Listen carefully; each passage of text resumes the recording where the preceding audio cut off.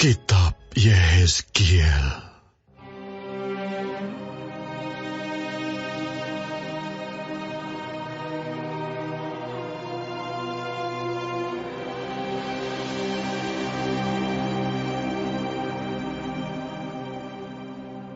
Pada tahun ke-30, dalam bulan yang keempat, pada tanggal 5 bulan itu, ketika aku bersama-sama dengan para buangan berada di tepi sungai Kebar, terbukalah langit dan aku melihat penglihatan-penglihatan tentang Allah.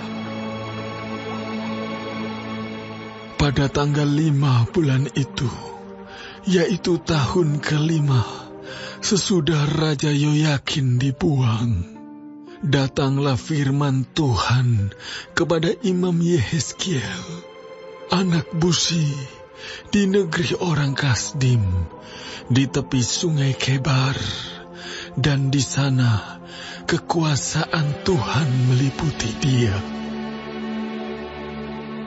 Lalu aku melihat, sungguh angin badai bertiup dari utara dan membawa sekumpal awan yang besar dengan api yang berkilat-kilat, dan awan itu dikelilingi oleh sinar.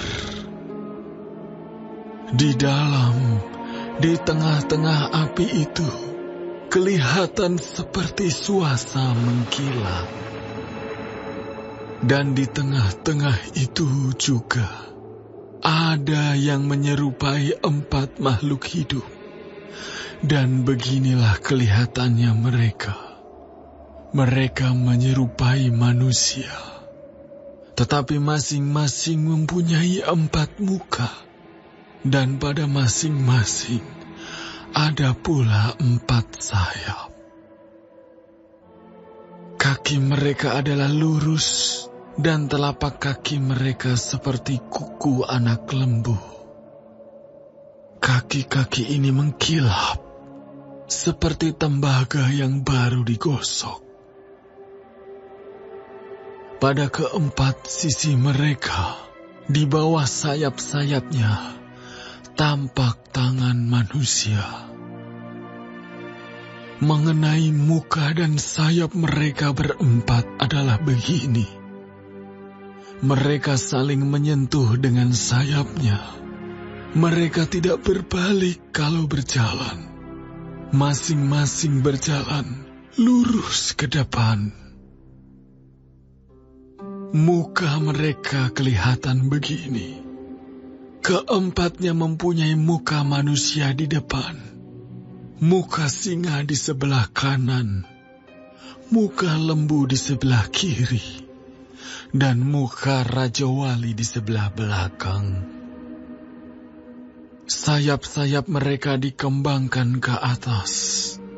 Mereka saling menyentuh dengan sepasang sayapnya, dan sepasang sayap yang lain menutupi badan mereka. Masing-masing berjalan lurus ke depan, ke arah mana roh itu hendak pergi. Kesanalah mereka pergi. Mereka tidak berbalik kalau berjalan. Di tengah makhluk-makhluk hidup itu, kelihatan seperti bara api yang menyala, seperti suluh yang bergerak kian kemari di antara makhluk-makhluk hidup itu. Dan api itu bersinar, sedang dari api itu kilat sabung menyabung. Makhluk-makhluk hidup itu terbang ke sana kemari seperti kilat. Aku melihat, sungguh, di atas tanah di samping masing-masing dari keempat makhluk-makhluk hidup itu, ada sebuah roda. Rupa roda-roda itu seperti kilauan permata pirus, dan keempatnya adalah serupa. Buatannya seolah-olah roda yang satu di tengah-tengah yang lain. Kalau mereka berjalan, mereka dapat menuju ke 4 jurusan. Mereka tidak berbalik kalau berjalan. Mereka mempunyai lingkar, dan aku melihat bahwa sekeliling lingkar yang 4 itu penuh dengan mata. Kalau makhluk-makhluk hidup itu berjalan, roda-roda itu juga berjalan di samping mereka. Dan kalau makhluk-makhluk hidup itu terangkat dari atas tanah, roda-roda itu turut terangkat. Ke arah mana roh itu hendak pergi, kesanalah mereka pergi. Dan roda-rodanya sama-sama terangkat dengan mereka. Sebab roh makhluk-makhluk hidup itu berada di dalam roda-rodanya. Kalau makhluk-makhluk hidup itu berjalan, roda-roda itu berjalan. Kalau mereka berhenti, roda-roda itu berhenti. Dan kalau mereka terangkat dari tanah, roda-roda itu sama-sama terangkat dengan mereka. Sebab roh makhluk-makhluk hidup itu berada di dalam roda-rodanya. Di atas kepala makhluk-makhluk hidup itu ada yang menyerupai cakrawala, yang kelihatan seperti hablur es yang mendahsyatkan, terbentang di atas kepala mereka. Dan di bawah cakrawala itu, sayap mereka dikembangkan lurus, yang satu menyinggung yang lain, dan masing-masing mempunyai sepasang sayap yang menutupi badan mereka. Kalau mereka berjalan, aku mendengar suara sayapnya seperti suara air terjun yang menderu, seperti suara yang maha kuasa, seperti keributan laskar yang besar. Kalau mereka berhenti, sayapnya dibiarkan terkulai. Maka kedengaranlah suara dari atas cakrawala yang ada di atas kepala mereka. Kalau mereka berhenti, sayapnya dibiarkan terkulai. Di atas cakrawala yang ada di atas kepala mereka, ada menyerupai tahta yang kelihatannya seperti permata lasuri.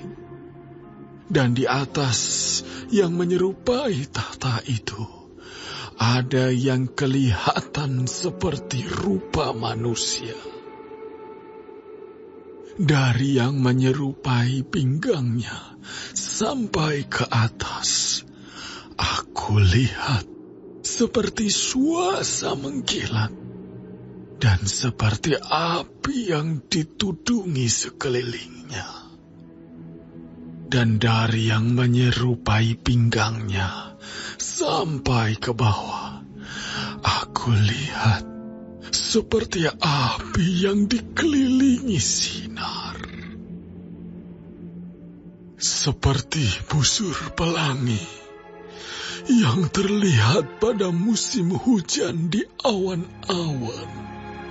Demikianlah kelihatan sinar yang mengelilinginya. Begitulah kelihatan gambar kemuliaan Tuhan.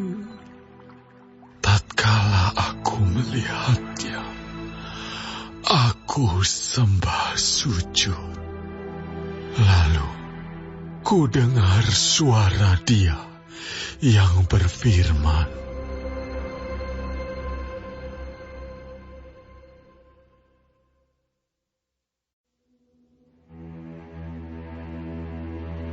firman-Nya kepadaku, Hai anak manusia, bangunlah dan berdiri, karena aku hendak berbicara dengan engkau.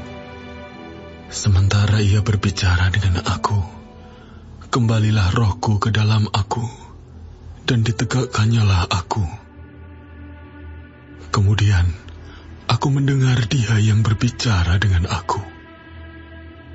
Firman-Nya kepadaku, Hai anak manusia, aku mengutus engkau kepada orang Israel, kepada bangsa pemberontak yang telah memberontak melawan aku. Mereka dan nenek moyang mereka telah mendurhaka terhadap aku sampai hari ini juga. Kepada keturunan inilah yang keras kepala dan tegar hati, aku mengutus engkau dan harus kau katakan kepada mereka, beginilah firman Tuhan Allah. Dan baik mereka mendengarkan atau tidak, sebab mereka adalah kaum pemberontak, mereka akan mengetahui bahwa seorang nabi ada di tengah-tengah mereka. Dan engkau, anak manusia, janganlah takut melihat mereka maupun mendengarkan kata-katanya. Biarpun engkau di tengah-tengah onak dan duri, dan engkau tinggal dekat kalajengking, janganlah takut mendengarkan kata-kata mereka, dan janganlah gentar melihat mukanya, sebab mereka adalah kaum pemberontak. Sampaikanlah perkataan-perkataanku kepada mereka, baik mereka mau mendengarkan atau tidak, sebab mereka adalah pemberontak. Dan engkau, anak manusia, dengarlah apa yang kufirmankan kepadamu. Janganlah memberontak seperti kaum pemberontak ini. Ngangakkanlah mulutmu dan makanlah apa yang kuberikan kepadamu.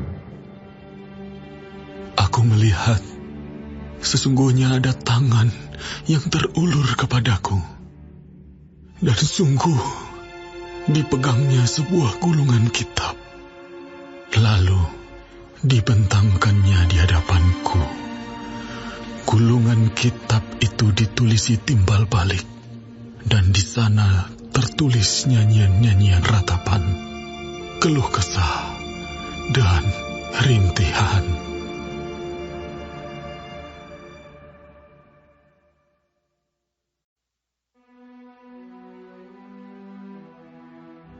Firman-Nya kepadaku, Hai anak manusia, makanlah apa yang engkau lihat di sini. Makanlah gulungan kitab ini, dan pergilah, berbicaralah kepada kaum Israel. Maka kubukalah mulutku, dan diberikannya gulungan kitab itu kumakan. Lalu firman-Nya kepadaku, Hai anak manusia, makanlah gulungan kitab yang kuberikan ini kepadamu, dan isilah perutmu dengan itu. Lalu aku memakannya, dan rasanya manis, seperti madu dalam mulutku. Firman-Nya kepadaku, Hai anak manusia, mari, pergilah dan temuilah kaum Israel, dan sampaikanlah perkataan-perkataanku kepada mereka. Sebab engkau tidak diutus kepada suatu bangsa yang berbahasa asing dan yang berat lidah, tetapi kepada kaum Israel. Bukan kepada banyak bangsa-bangsa yang berbahasa asing dan yang berat lidah, yang engkau tidak mengerti bahasanya. Sekiranya aku mengutus engkau kepada bangsa yang demikian, mereka akan mendengarkan engkau. Akan tetapi, kaum Israel tidak mau mendengarkan engkau, sebab mereka tidak mau mendengarkan aku, karena seluruh kaum Israel berkepala batu dan bertegar hati. Lihat, aku meneguhkan hatimu melawan mereka yang berkepala batu dan membajakan semangatmu melawan ketegaran hati mereka. Seperti batu intan yang lebih keras daripada batu, kuteguhkan hatimu. Janganlah takut kepada mereka, dan janganlah gentar melihat mukanya, sebab mereka adalah kaum pemberontak. Selanjutnya, firman-Nya kepadaku, Hai anak manusia, perhatikanlah segala perkataanku yang akan kufirmankan kepadamu, dan berikanlah telingamu kepadanya. Mari, pergilah dan temuilah orang-orang buangan, teman sebangsamu. Berbicaralah kepada mereka dan katakanlah, beginilah firman Tuhan Allah, baik mereka mau mendengarkan atau tidak. Maka roh itu mengangkat aku, dan aku mendengar di belakangku suatu suara gemuruh yang besar. Tatkala kemuliaan Allah naik ke atas dari tempatnya, yakni suara dari sayap-sayap makhluk-makhluk hidup yang menggesek satu sama lain. Dan di samping itu, suara gemertak dari roda-roda. Suatu suara gemuruh yang besar. Dan roh itu mengangkat dan membawa aku. Dan aku pergi dengan hati panas dan dengan perasaan pahit. Karena kekuasaan Tuhan memaksa aku dengan sangat. Demikianlah aku datang kepada orang-orang buangan yang tinggal di tepi sungai Kebar di Tel Abib. Dan di sana aku duduk tertegun di tengah-tengah mereka selama 7 hari. Sesudah 7 hari, datanglah firman Tuhan kepadaku. Hai anak manusia, aku telah menetapkan engkau menjadi penjaga kaum Israel. Bila mana engkau mendengarkan sesuatu firman daripadaku, peringatkanlah mereka atas namaku. Kalau aku berfirman kepada orang jahat, engkau pasti dihukum mati. Dan engkau tidak memperingatkan dia atau tidak berkata apa-apa untuk memperingatkan orang jahat itu dari hidupnya yang jahat, supaya ia tetap hidup. Orang jahat itu akan mati dalam kesalahannya. Tetapi aku akan menuntut pertanggungan jawab atas nyawanya daripadamu. Tetapi jikalau engkau memperingatkan orang jahat itu, dan ia tidak berbalik dari kejahatannya dan dari hidupnya yang jahat, ia akan mati dalam kesalahannya. Tetapi engkau telah menyelamatkan nyawamu. Jikalau seorang yang benar berbalik dari kebenarannya dan ia berbuat curang, dan aku meletakkan batu sandungan di hadapannya, ia akan mati. Oleh karena engkau tidak memperingatkan dia, ia akan mati dalam dosanya, dan perbuatan-perbuatan kebenarannya yang dikerjakannya tidak akan diingat-ingat. tetapi aku akan menuntut pertanggungjan jawab atas nyawanya daripadamu. Tetapi jikalau engkau memperingatkan orang yang benar itu supaya ia jangan berbuat dosa, dan memang tidak berbuat dosa, ia akan tetap hidup, sebab ia mau menerima peringatan, dan engkau telah menyelamatkan nyawamu. Maka di sana kekuasaan Tuhan meliputi aku, dan ia berfirman kepadaku, bangunlah dan pergilah ke lembah. Di sana aku akan berbicara dengan engkau. Aku bangun dan pergi ke lembah. Sesungguhnya di sana kelihatan kemuliaan Tuhan, seperti kemuliaan yang telah kulihat di tepi sungai Kebar. Dan aku sujud. Tetapi masuklah roh ke dalam aku, dan ditegakkannya aku. Lalu ia berbicara dengan aku. Katanya, pergilah pulang, kurunglah dirimu di dalam rumahmu.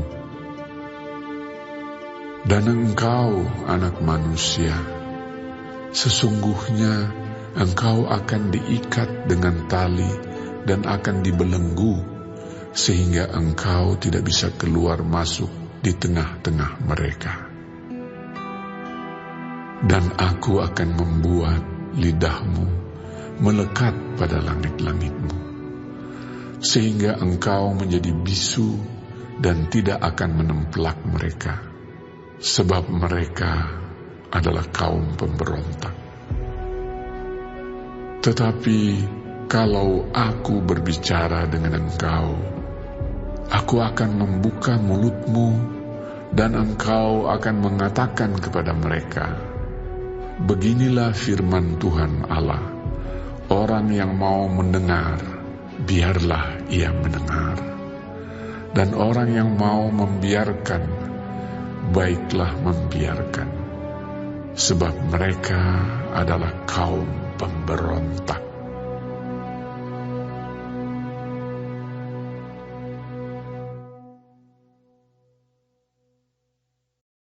Warga Sorga terkasih, silahkan klik like, subscribe dan aktifkan loncengnya ya, supaya dapat pemberitahuan untuk video baru berikutnya.